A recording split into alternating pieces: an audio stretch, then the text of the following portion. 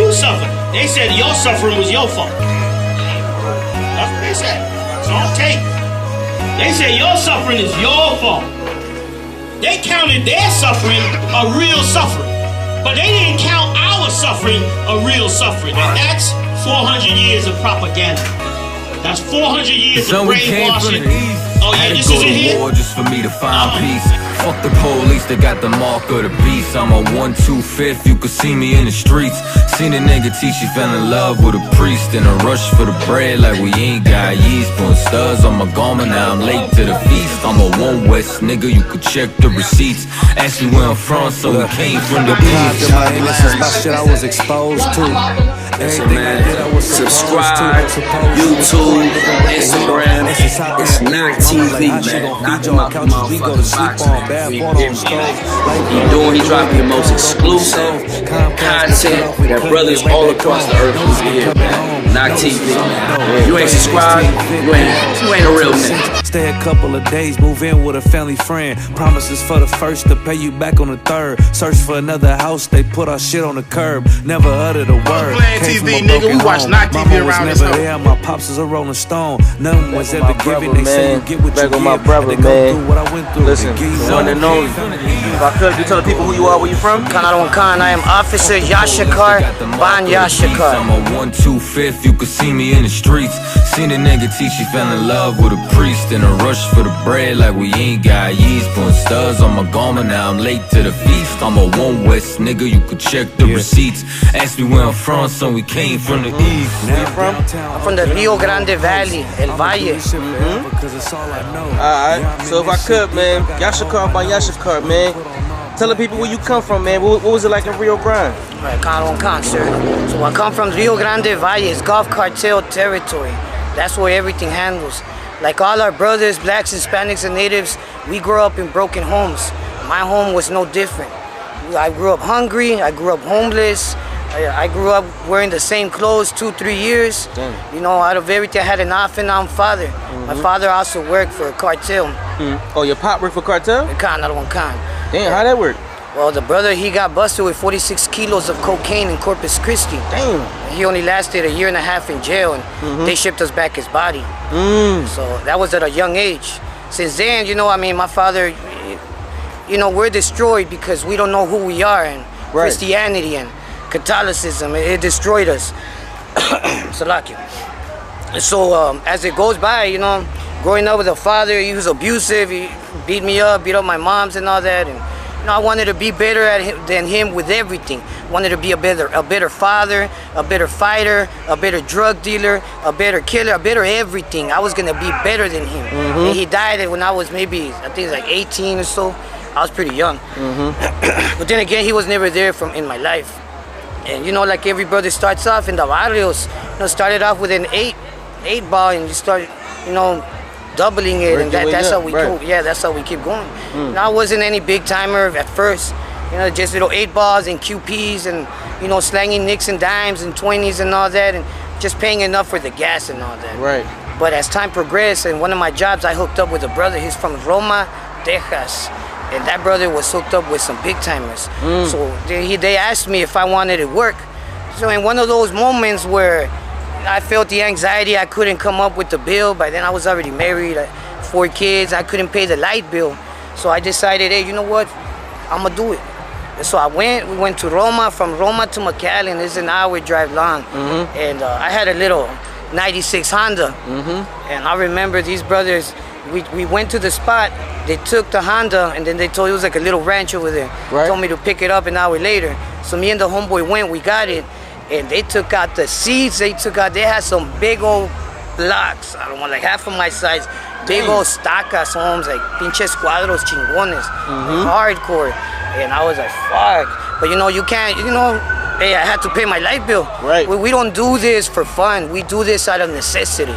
Because we have to. Because the white man is the goddamn devil and leaves us no choice other than to go against their system.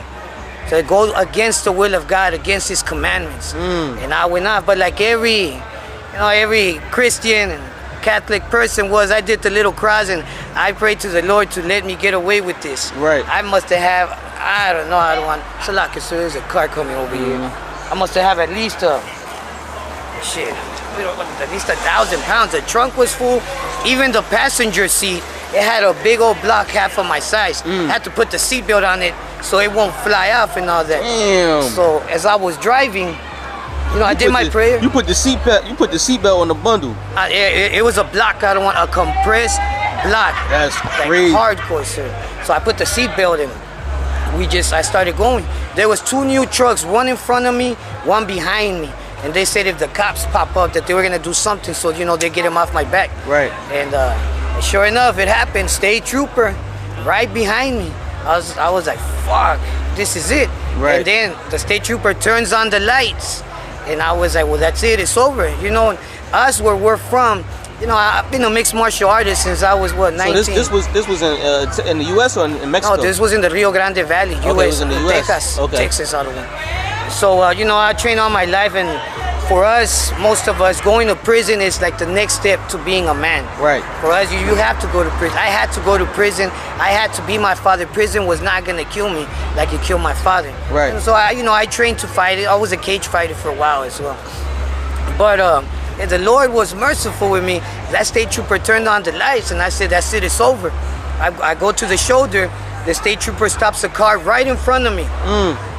Right in front of me. That vato would have been on the 10 o'clock news that day. Yeah. But he fucked up. He got the guy right. I know it was the Lord. Right. And I wanted to, I was on some suicidal shit. I was angry at the world. Right. I hated myself, so I hated everybody. Right. Everybody had to feel my pain. Everybody had to feel my anger.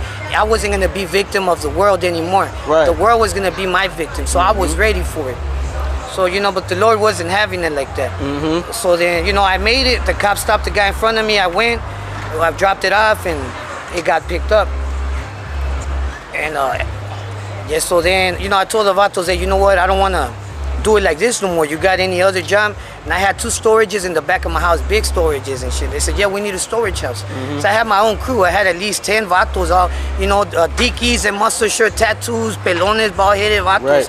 You know, and we was all down with it. We had a brotherhood, a worldly brotherhood. You know? It's not like the U.P.K, the real brotherhood. Right. This was a worldly brotherhood where he could be your brother, but you still had to make sure that vato don't stab you in the back. You always had to. And I always kept my family away from everybody. So, yeah, we set up a meeting, and the vatos went over there, scoped out my house. I had 2 big storage rooms, pretty big ones. And they said, all right, let's do this. So yeah, the next day, a big old van, the vatos called me down the street, there was a store. They said, hey, there's a van, this color, in the parking lot, go pick it up. So me and my homeboy went and picked it up. We dropped it, we went back to my crib, and we started unloading. I'm talking about some big old stacks, like from the floor to here, fat, all ceramic wrap. They all had a code, they all had initials, and they were all weighted out. My job was to reweigh them to make sure that nobody was skimping them out and hold them. So after we unloaded the first van, you know, I called the vato, and he's like, all right, hey, well, there's another van that's already on its way. Go over there and wait for it. We dropped off that van, and then the van got there, and again, we took it over there, but this one had kilos, some kilos. I mean, this shit looked like it was a goddamn movie, Scarface and shit. It was hardcore with it. And we were all strapped, and we were ready just in case of anything went down. So we went, we unloaded it, and again, another one, boom, I hit up the vato, another one, went, dropped off that one, picked up another one, and again, big old stacks of weed, hardcore, shit. I'm talking about hardcore. My storage room was full. It was full. And then, you know, I was getting paid pretty good, so by the next day, they would call me, certain merchandise leaves, you know, and then as it leaves, they keep bringing in more. You know, it's like a rotation. It keeps going like that. Gotcha. So, and I did that for over a year, working with them. But then it happened. One of my uncles died. That's when the Lord was already reaching out to me. When my uncle died, he was like my pops. He was the same as me. He was working also with the cartel, but with a different group. Right. And every time something happened, I would go talk to him. And, you know, he was like my pops. He took, you know, with us, you know, blacks, Hispanics, and natives, we all about weed. So we go smoke a blunt, and we talk about the problems. He told me how to go about certain situations and all that. So then, once he died, it hit me hard. So I started, this is where everything started fucking up. I started popping Xanax. And I started going on some crazy trips. And one Xanax, it became 3 Xanax, and then 5 Xanax. Then I was popping 11 Xanax a day. 11, and just smoking blunt after blunt. No, hey, where I'm from, it's $1 a gram of weed. So I know there's a lot of brothers that say they would outsmoke me, but where I'm from is very, very cheap. So we keep going, and I'm still operating here, but now I'm already going into $1 a gram is insane. Hey, sir, that's where everything goes out of one. Insane. It goes from the valley, and then it gets shipped up. You got to cross the checkpoint. Furia's checkpoint. We getting around the way you getting the 20 a gram, 25 a gram. That's crazy. Hardcore. Insane. But my bad, Slocky, go ahead. Oh, we good out of one. So then. I'm over here popping pills and I'm going on trips. We have little wars with certain people and this and that. You know, I get in shootouts, I get in stabbings. A lot of shit happened. I was reckless. I became real reckless. Xanax makes you into another different person. So I was throwing down the stop signs and traffic lights in Walmarts and H-E-B and Stripes. Everywhere it was just a fight. Right. Yeah, I couldn't handle nobody disrespecting me. You know, to us, death is better than dishonor. Right. Like I wouldn't, por mis huevos, nobody was gonna disrespect me. So we keep going, and I'm still over here trying to deal with this and that. By then, 2 of my homies told me that the vatos that were dealing with me, that they wanted to work with them too. They had already broken the code. They were supposed to ask me first, and I would have talked to my homies. But they skipped over me, and they you know, they're over here in secret and shit. So they came and told me, they used to call me Creeper in the streets. He's like, hey, Creeper, these vatos, they said if we want to work with them and, you know, we see you making money, well, you know, basically I'm asking you permission. Can you let us work so we can make some money too? If not, it's no big deal, you know, we keep working with you. I told him, hey, carnal, if you're going to do it, just make sure you're ready for it, because, you know, these vatos, they are some hardcore shit. Right. So, in the way we were always strapped. I was always about guns and gunslinging. I was... You know, I was about it. That's what it was. It's street life. Right. So, you know, we kept operating. The vatos took off. They started their own thing, and then it happened with them, where somebody kicked in the door. You know, they call it tumba puertas. Le tumbaron la puerta. They kicked in the door, and you know, they had them on the floor with, you know, people dressed in military, SWAT team and all that shit. They came and, you know, beat the shit out of them, had them on the floor in gunpoint while they were unloading their whole apartment with everything. And the vatos called me and they told me, and they had some shit that they had to handle amongst them. But to me, you know, I was like, well, it's time to get out. You know, and the money was good, everything was good, but the Lord was already touching me, moving me in some way where, you know, I would see myself in the mirror and see the man that I had become. And I didn't want my children to be like this. I wanted that curse to be broken with me. Right. I wanted to be better than my father, but, you know, I didn't know how to be a real man. Right. You know, no matter how many people you fight, you shoot at, or whatever you do, if it's not of the UPK, if it's not in the Bible, you're not a real man. Right. Only the Bible teaches you how to be a real man. That's something I had to learn. So I look at myself in the mirror with disgust, and a lot of homies died, overdose, car crashes. Some of them got locked up, and some of them committed suicide. I lost a lot of homies. I'm 41 years old. I'm old school. So I lost a lot of homies, and you know, shit was already getting to me. It was too much. By then, I already had maybe a year and a half, almost 2 years of popping 11 Xanax a day, and cocaine, and weed, and smoking that K2, that incense. And K2, and I would still drive like that. I would still operate. I had insomnia to the fullest. So you say you doing Xannies, blowing, smoking weed, and K2, and sniffing lots of cocaine. Sir. Yo, you was out of here. Sir, and I went like that hardcore since my uncle died. It was maybe almost 2 years. And I talked to the vatos, and I told them, hey, you know what? It's time for me to get out. He said, well, what you mean, Creeper? We're doing good. Yeah, but I already knew what had happened with my homies, how they rolled up on him and shit. So I told him, but that's it, homeboy. Hey, my uncle died, and I haven't been the same. I got to get my shit together. Right. So the vato said, hey, well, you know what? Hey, we've been making good money. Salaki, sir. Hey, can you give me a water, Karna Baba Kisha? So the vato said, hey, well, you know what? You've been good. Everything's been good. Everything's been checking out. All right, Creeper, we'll let it go like that. And if you ever need to work again, you hit us up. So, you know, it took him like maybe 2-3 weeks to get everything out. And again, a lot of homies took off in different directions because now I was my spirit was on fire. I don't want. Yeah. I just wanted to hurt people, and Right. you know, it came to the point where, you know, all I wanted to do was fight and do some dirt and just Right. go on some bullshit. And I remember one of them weekends, my rib used to leave on the weekends. That would be the time I would operate the most. And I was in a table, and I had little mountain of cocaine. And I was taking shots, bucanas, you know, raza. We drink bucanas, eh? So I was fucking drinking bucanas and, you know, taking some pinche pase, you know, taking some bumps and smoking, and I'm all Xanax out. And I put a bullet in my revolver. And, you know, Russia really, I put it down. So yeah, I'm like, fuck it, I don't want my kids to see me like this. I become a fucking junkie. Right. What the fuck am I doing? Right. You know, and even then I would still work out and I would still do everything, but I couldn't get any satisfaction on anything I did in my life anymore. Right. It was over. I thought I just needed to restart, or to die. That was it. So I made a long ass line out of one, and you know, I poured myself a drink. I took 4 shots, boom, boom, boom, boom, and then I snorted that whole line with a big old straw I had. And then I took 2 big hits of the blunt and took a hit of the kush from a pipe. I grabbed the gun and click, and I'm like, I didn't, you know, they didn't go off. So I'm like, I get angry, and now I'm yelling at God like what do you want from me? You won't let me live, but you won't let me die. So with tears in my face, and I'm over here like, fuck. So I just kept going the whole night, just on everything, just reevaluating everything, see if I could do anything for me. So then that's when it was time. I decided to go to my sister's house in Michigan and try to kick it cold turkey. So I went over there, I flew over there. By day number 5 of no sleeping, I was already hallucinating and talking to my dead homies. She lived in a wooded area, so I was at 3 or 4 in the morning sitting outside surrounded by dead homies, and I'm having a conversation with them like if they're all there.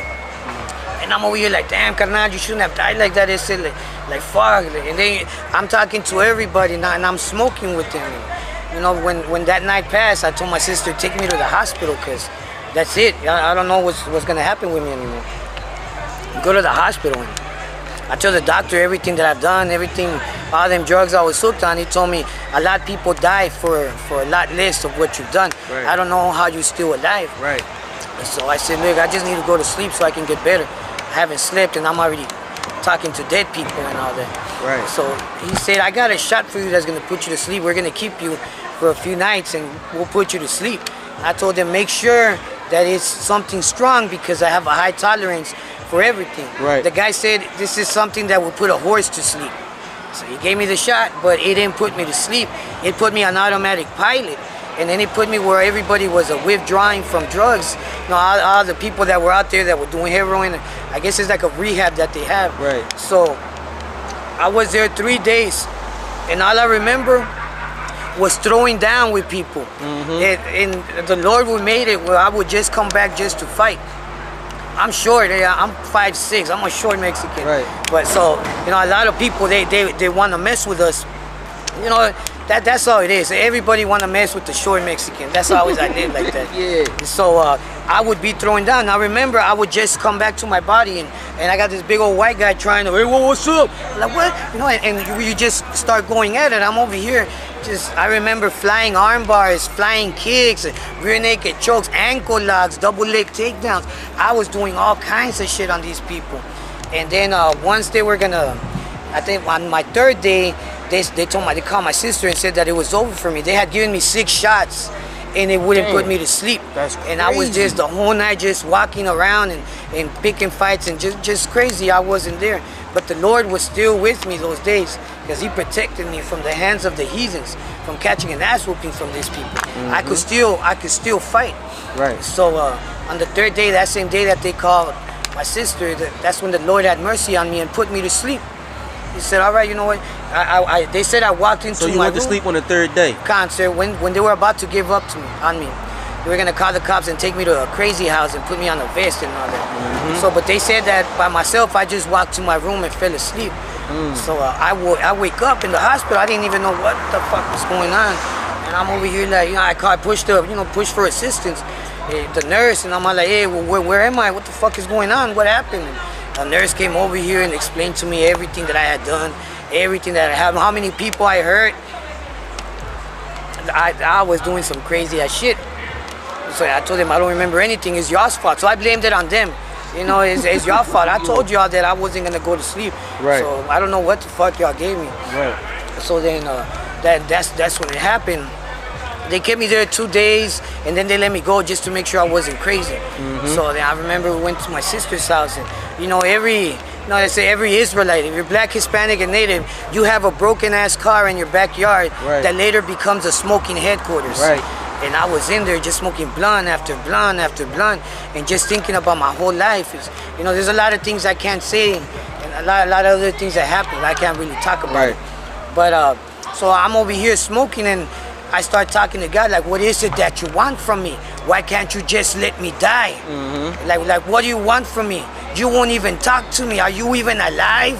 So then I yell, like, where the, you know, I said, where the fuck are you? You know, where the fuck are you, God? Like, I'm right here. Like, show me how to live. Show me something. You know, I was tearing up, but I just kept smoking. So then that night, I went over there to my living room, to my sister's living room, and tried to go to sleep and shit. And that's when it happened. I fell asleep, and then I hear a voice, awake. You know, like awake, arise, or something like that. This voice was not talking in English, and it was not talking in Spanish, but I was understanding what the voice was saying. So, you know, I start floating up in the living room, and I turn around and I look, and I see my body right there in the couch where I had slept. And I turn around, and there's this big, huge light. I can't even see it. It's too bright, and it hurts. I couldn't even see from where it began to where it ended. I thought I was dead. So I said, what is this? Am I dead? And the angel said, and I know it's an angel because I got counsel on it with a general. And I said, what is this? Am I dead? What's happening? The angel said, you asked the Lord thy God to show you who you are. Now come with me. So from there, I started floating up. I flew through the roof. I see the house, and I ended up in this place with some big old golden gates. Big. I was tiny, and these gates were huge. And I asked the angel, what is this? Where am I? The angel said, you're in a place called Shemayim. Now, I don't know anything about no Lashawan Kadash. I don't know anything about our language. But that's what the angel referred to it as it was. Later on, you know, in the Lord's Prayer, Abanawa Shabbat Shemayim, Kadash Hayashamka, you know, our Father who art thou in heaven, hallowed be thy name. Yeah, so I was in, according to the general, I was in the third heaven. So then the angel said, walk with me. So the gates open, and I'm walking through a big old bridge. And then I hear explosions and screamings and cryings, and I look over the bridge. And I'm seeing buildings burning from as far as I could see. People dying, explosions, all kinds of crazy cataclysmic shit. And I'm tripping out like, what is this? I tell the angel, because it's, of course, it's earth, but I'm seeing it from up there, and I'm seeing everything, just cars, everything is just being destroyed. Fire consuming everything. People screaming, people trying to save their kids, but they still get burned. And I asked the angel, what is this? And the angel tells me, Babylon has fallen. So I'm over here like, what does that mean? The angel says, Sodom and Gomorrah, it is done. It has been judged. I still don't know what's going on. You know, I'm talking Avato from the streets. I went to Christian church. Christianity failed me. I went to Catholic church. It failed me as well. I even tried to go to the Muslim place one time while I was all Xanax. I fell asleep in the carpet while they were talking. I don't know what. They thought I was praying, but I was asleep. I was fucked up. I was out of it. So, you know, and now all of this is happening. So, and the angel tells me this, so I don't ask him any more questions, because I'm not really understanding everything that's going on. But I'm there looking over the bridge for many, many hours, people dying, and all kinds of different people. It's not like just the same person dying. I'm seeing some hardcore shit, hardcore. All of a sudden, an explosion, big explosion happens, and it reaches the heavens where I'm at. So now the fire is all around me, but I'm not being consumed, and I'm tripping out like, what's up? Like, what's happening? You know, am I dying and going to hell? You know, I didn't know what hell was back then. So the fire is around me, and then it explodes, a big explosion. Now I'm somewhere in the forest. You know, it's like the Yucatan. It's the woods and all that. And I'm walking and I'm looking everywhere. Yucatan Peninsula, that's down by Guatemala and Belize and all that, right? Canal Council down there, like where the Spaniards came and conquered and all that, by Mexico, Distrito Federal and all that. So now I'm in that zone, and I'm seeing horses with metal armor coming all over, and I'm seeing indigenous people running. And I'm like, what the fuck is going on? I'm tripping out, because these horses and people with armor, and they got little musket-like guns or something, and they're shooting, and they catch up to the indigenous people, and they start slaughtering them. I'm seeing people getting their heads chopped off, their nuts chopped off, dismembered, being tied in a pole and burned alive. I'm seeing all kinds of crazy shit. I try to help one of them, but I go right through him. I'm in the dream, but I'm not a part of it. I'm just watching. There's nothing I can do to help. They were murdering children, women, old people. Man, they didn't have no mercy.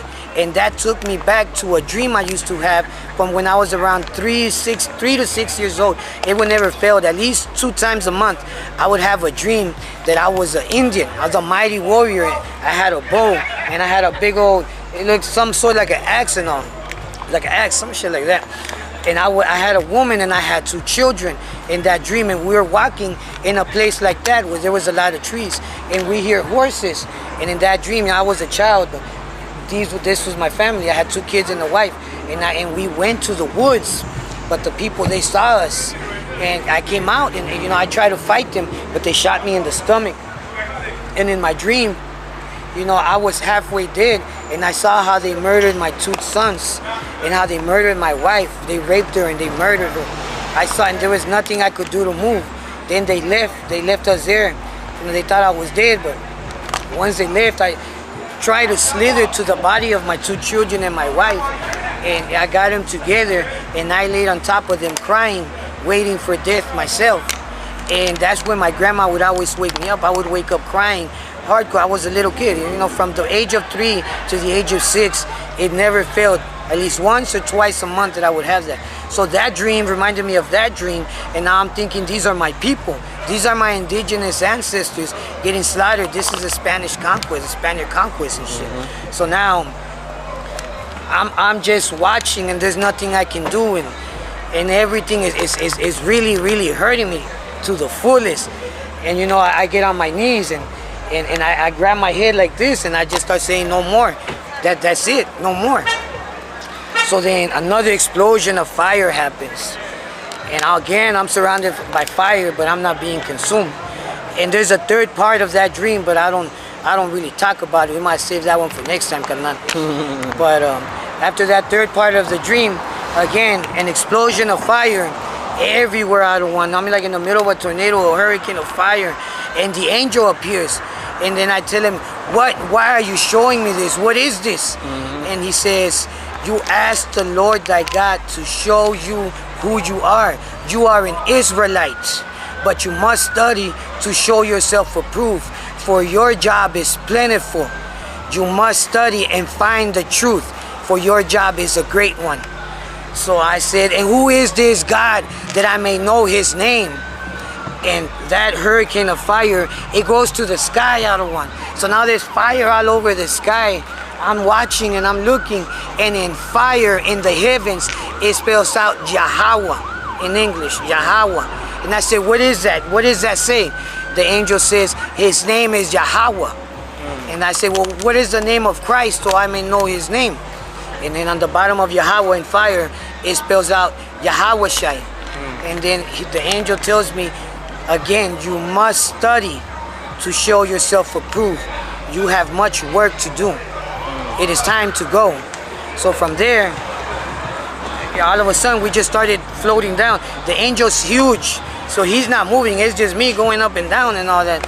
So I'm coming back down, and you know, I see the building, the roof, my sister's crib, and I go through it, and I see my body on the floor, and it's spinning around and like crazy. It's just rolling around like crazy. I made a big mess, and I'm watching my body move around like that, and I tell the angel, what's happening to me? What is this? The angel says, fear not, for the flesh cannot contain the power of the Lord. Just go to it. So, you know, I did as I was told. I floated down, and as soon as I sat on my body, you know, my spirit went into it, and you know, and it stopped moving. So then I just laid back. As soon as I laid back, my eyes opened, and I was in the same spot in the living room where I had seen myself in the dream. The whole mess was there. And then I look at the clock, and I've only been asleep for like 15 minutes. Damn. But in that dream, I was there for months. And then that's how it began, my search for the truth, sir. And it took me a while, but once I saw a video of Captain Mashak, Big shout out Captain Mashak. Captain Mashak, I don't want the white man. It's the goddamn devil. That hit me hard. Hit me hard. And everything, all my questions, everything were answered on why we live like this, why we hate each other, why this, why that. You know, and everything is answered. That's how I got into UPK. You know, I called out a Captain Laban in Detroit, and you know, and the rest is history. They showed me a lot of brotherhood. They housed me, they clothed me, they fed me. They showed me the real brotherhood that I was always searching for, but could never find. And here I am, out of one. That's crazy. So you called the school in Detroit, and you got to the truth in Detroit. But I was from here, so I only stayed there a few months and came back over here to Texas, and here we are, out of one. Yo, that's crazy. So all right, so then when you get to the truth and you see, I mean, it's a bunch of niggas there, right? What was that like? Did they tell you was a brother, or what was the meeting like? You know what I'm saying? I don't want it. It's hard for brothers, you know, for Hispanics to accept this, because we've been at war with Negros. You know, that's what we call it, Negros, Mayates, and all that. We've been at war with Judah all our lives. You know, in prison, in the streets, and there's just certain ways that we handle ourselves differently. That you know, we think we're very different, but we're actually very alike. We're family. So it's real hard when brothers speak to you a certain way and you're not used to being spoken to. I was a trooper for like 3.5 years, out of one, because I couldn't accept nobody talking to me in some sort of way or giving me orders, and I was like, why I gotta call this nigga out of one if I know I can fuck him up? You know, that's the spirit I had. I had like fuck this, hey, who the fuck is gonna fuck with me? Like I always felt threatened because they saw me short, but you know, I'm a pit bull. You know, like I'm down. You know, for us again, it's death before dishonor. Es muerte antes que me deshonren. And that's how we did it. But you know, I learned it was the spirit of the brotherhood. In Israel, we're military. It's militant. You know, once I got to Texas, I learned how to fall in line better. And that's how it was, out of one. It's just that part. That's why it's real important how we conduct with each other. When you see a brother from the streets, you know, we have to know how to talk to each other like brothers. You know, some brothers are just, you know, like me, I got PTSD. I still have nightmares of all the shit I did. And I have nightmares of getting murdered. Have nightmares people kicking in my door and killing my family and then putting a bullet in my head. I wake up right before I die. I got all this PTSD from the streets, so everything, it activates me. I get activated right away. You know, so. But you know, that's your spirit, man. The Lord said we was gonna be like the fury in the net. I mean, like bulls in the net. But that's the fury of the Lord. You feel what I'm saying? That fury that you got inside of you, the Lord put that in you. You feel what I'm saying? And that is that's what we need to conquer the earth. You feel what I'm saying? So that what you got is glorious, man. That's the Lord's spirit. I mean, you know, the Lord is a man of war. You know what I mean? So that's the spirit that you gonna need. And you know, Issachar in the Bible was a great warrior. A great warrior. You feel what I'm saying? We can talk about that after the cameras go off. You feel what I'm saying? But listen, man, your spirit is absolutely perfect in the I.S.U.P.K. You feel what I'm saying? And it's the spirit that we need to make this joint thrive, especially Mexico and Central America. You feel what I'm saying? Which is your zone. You feel what I'm saying? So how was it when you got that zone over Mexico and all that? What was that like? So we went to Acuña to help out our brothers over there, Haitians. We fed them and clothed them, and once we went over there, you know, it was crazy out on because a lot of brothers were tripping out. We got there at nighttime. They wouldn't let us cross through Acuña, which is Del Rio, so we had to cross through Eagle Pass, Texas, which is right there in Piedras Negras, and drive through Mexico an hour to get to Acuña. So, you know, Mexico is a cartel zone level to the fullest, especially along the border.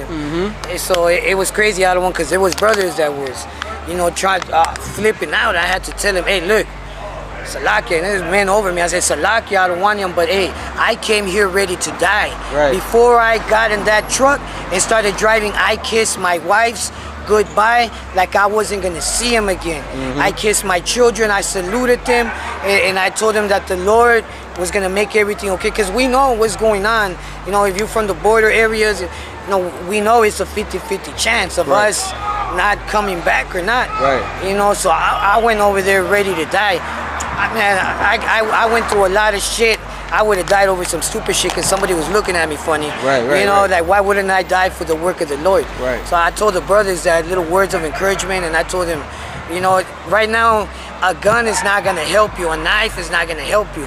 You think these brothers don't got fucking ARs and they got grenade, they got all kinds of shit. They got, what do you call that shit? What do you call those big Humvees? What do you call that shit? Military and with a big old gun on the top of shit. Like, yeah, you shoot at somebody with something like that, it's gonna explode you with that shit. You know, like, there's nothing we can do. So I told him, hey, this is a valley of the shadow of death, and only the Lord can save you. Ain't no man-made weapon here is gonna save us.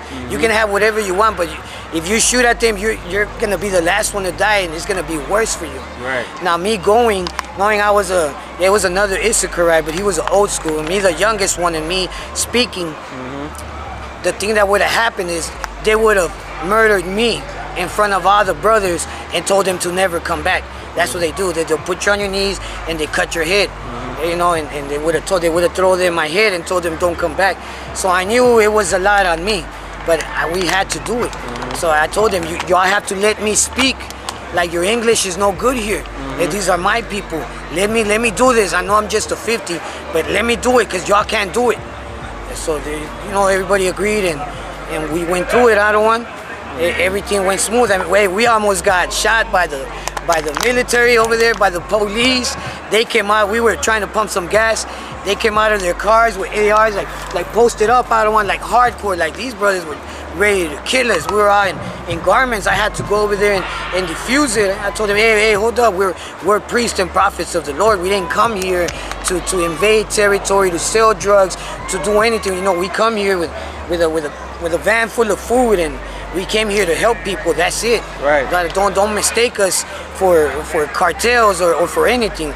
We didn't come for that. We're men of the Lord. And so, you know, I had to defuse that situation, and everything went smooth out of one. They told us how to get there. Most High Christ. I heard a story. The one brother said when they got to the destination, I guess y'all was riding with cartel. So when y'all got to the destination, the brother said he came to you and was like, hey, Yashshakar, tell your people I said Thawada. And you was like, those wasn't my people. I don't want. Hey, we see a lot of shit in Mexico, sir, and those really weren't my people. Yo, that's crazy. I don't want. I'm telling you, sir. That's crazy. That's how it goes. I don't want. And you know, this is a home of the truth. This is the only place you'll find brotherhood. You know, we belong here. Blacks, Hispanics, and Natives, we're family, familia. And this is the only place where you'll find peace for you and your family. So todos los carnales, todos los vatos de los barrios son mis. Aquí es donde deben de estar ese. Aquí es donde pertenecemos todos. Somos familia, homes. Somos familia ese. Alright, man. Most High Christ. You got anything else you want to tell our 2 subscribers and our 3 viewers out there? Hey, like the link, subscribe, and you know, this is the truth. Support the truth. Other than that, orale. We gotta represent for the culture. Niggas coming out here with all this funny color hair, skinny jeans and shit. Fuck that, nigga. We taking it back to the fringes. Motherfucking Spikes, nigga, representing for the Hebrews. Angry black man media, nigga. We getting it there. We bringing that real shit back. I match my guns with the sneaks. That's my fashion week. Go ask the streets. Dog, we got massive beef. We pass elite. Play this on blast, repeat. Let it go worldwide. Let the masses peep. I don't care if she thick or her ass petite. She want war with the D, she a casualty. Long as she don't got no limits like I'm Master P. Fucking bitches! Blue dick style! No, do that shit over again. you know I'm squeezing on triggers. My bullets hitting you. You won't heal it with stitches. You don't want that. You don't wanna get your skull cracked. Better tighten up when a nigga tell you fall back. Teddy's on the drum. You a sucker, give you all that. When you stand tall at, that's where you gon' fall at.